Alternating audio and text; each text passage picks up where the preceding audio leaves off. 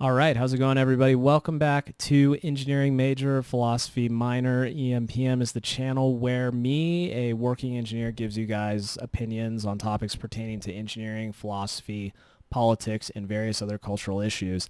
Now, in today's video, I am actually refilming a video that I filmed last week regarding Memorial Day. So let me set the stage for you guys a little bit.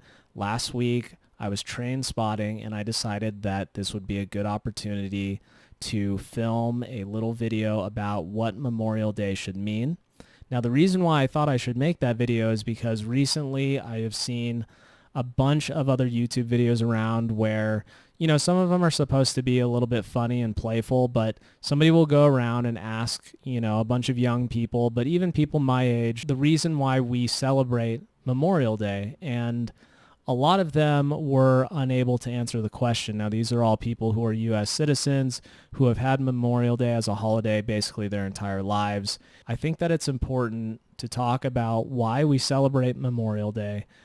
And I am going to share with you guys a story that I filmed last week, but for some reason last week, and I don't know if it's because I have had this strong surge of patriotism in the recent years of my life, or because it's a moment in my life that really stands out in my mind. For some reason, I just could not get through this story without tearing up and sniffling and doing all this weird stuff. So I actually filmed it. I edited it. It's private on my YouTube channel right now, and I was gonna post it, but then I was like, no, this is a little bit too cringy, and I really think I can get through this without getting super emotional. So what I want to share with you guys today to commemorate Memorial Day, and also maybe give some of you guys who aren't sure why we celebrate it an idea of why we do, I want to share with you a story about my grandfather. Now, my grandfather served in World War II. Obviously, he came back. So the story isn't about him exactly, but it's a story that he told me about other good men that he knew. So my grandfather lived to be age 95. Again, he served in World War II. He was a UCLA graduate. He was an entrepreneur, and he was an incredibly strong personality, strong-willed guy, very motivated, very sharp even in his old age, always had a plan of something that he wanted to accomplish, always had a goal, was incredibly driven. So he really held our family together. He made sure that we always gathered on holidays. He did the best he could to essentially take everything that he built, everything that he earned, and made sure that it got passed down to his children and then his grandchildren and even his great-grandchildren.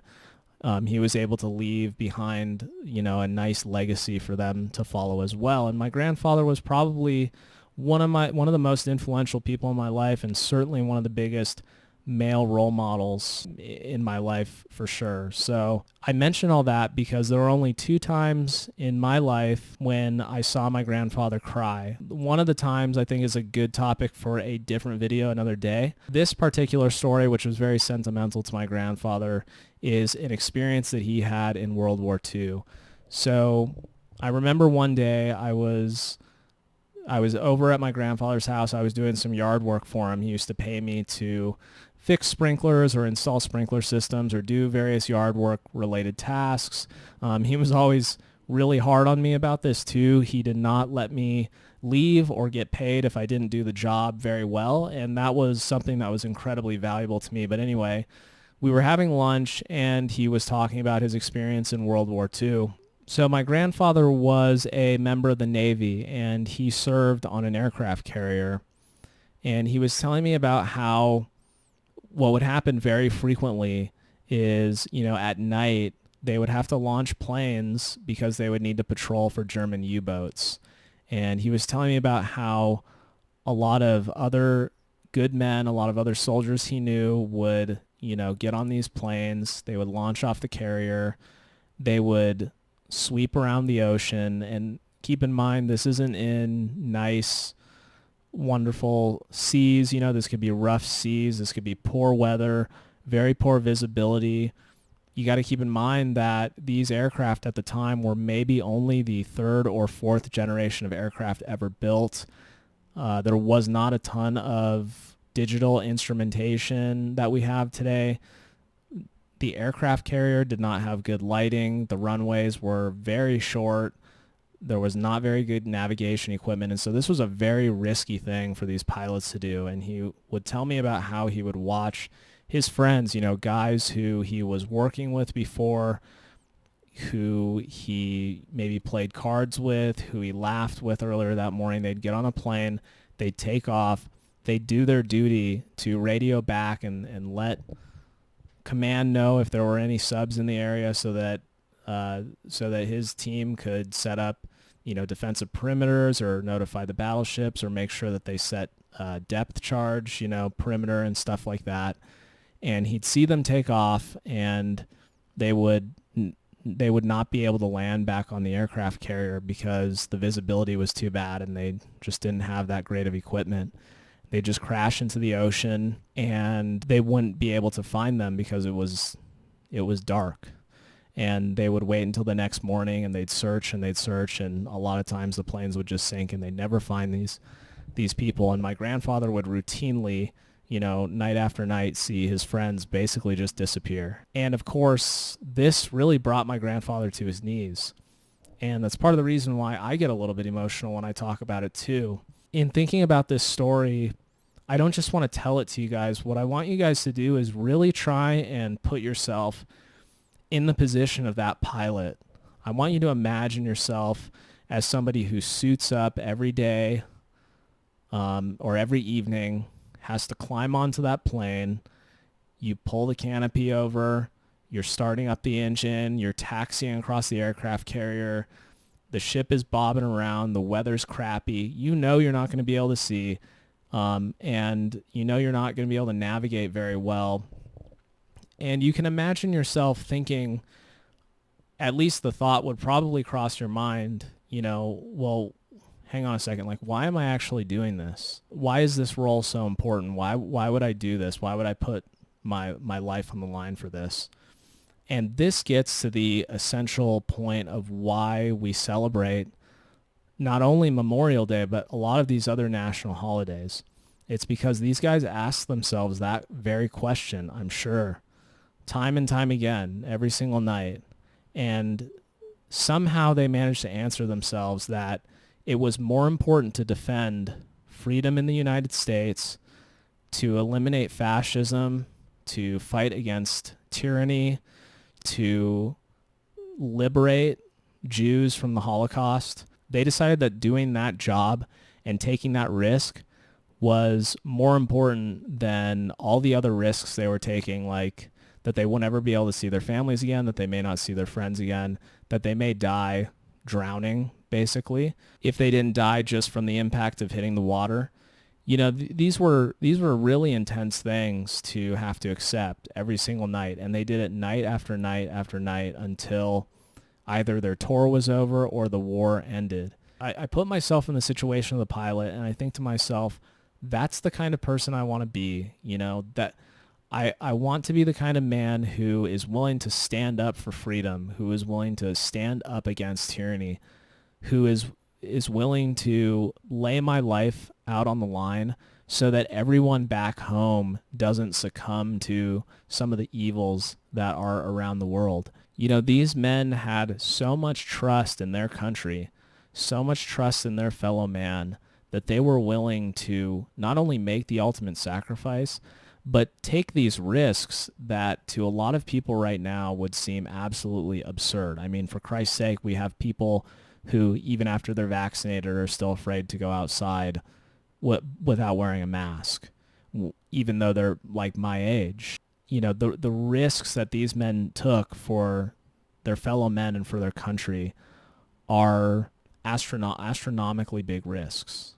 And that's exactly why we call my grandfather's generation the greatest generation, because they were all about sacrifice for their fellow man. Now, because of the fact that on this channel we go through the Gulag Archipelago, I want to contrast this with the attitude among citizens, basically, of the USSR during Soviet Russia. So let's now contrast this with what happened in the Soviet Union. So in the Gulag Archipelago, Solzhenitsyn, actually Alexander Solzhenitsyn himself, was a soldier. So if you went to serve for the Soviet Union in World War II, and you went up against the Germans and you got captured by the Germans, I mean, by no fault of your own, just by coincidence of war, those people who came back to Soviet Russia, those soldiers who came back to their own country were imprisoned. And the reason why they were imprisoned is because you were considered that you had been influenced too much by, Western bourgeois society, and therefore we needed to imprison you because you were a danger to the state, right? And this didn't just happen to soldiers. Every citizen of the Soviet Union essentially in one way or another became an instrument of the state.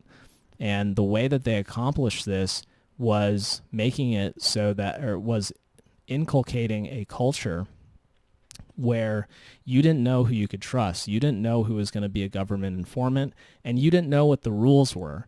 In one of my Gulag Archipelago videos, we read a section about some of the criminal codes.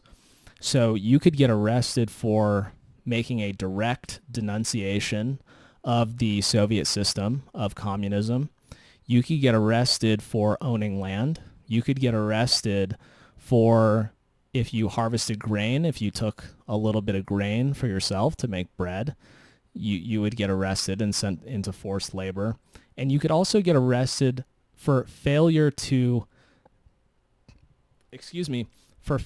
turn someone in who you saw do that. So let's say I saw you take a piece of grain. If I didn't turn you in, then I would also get arrested.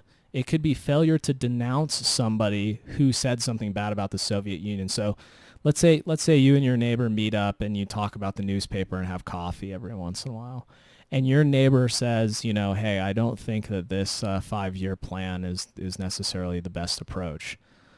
Well, first off, your neighbor would have to be really brave to say something like that to you, because your neighbor doesn't know if you're a government informant. You yourself very well could have been tortured into being a government informant.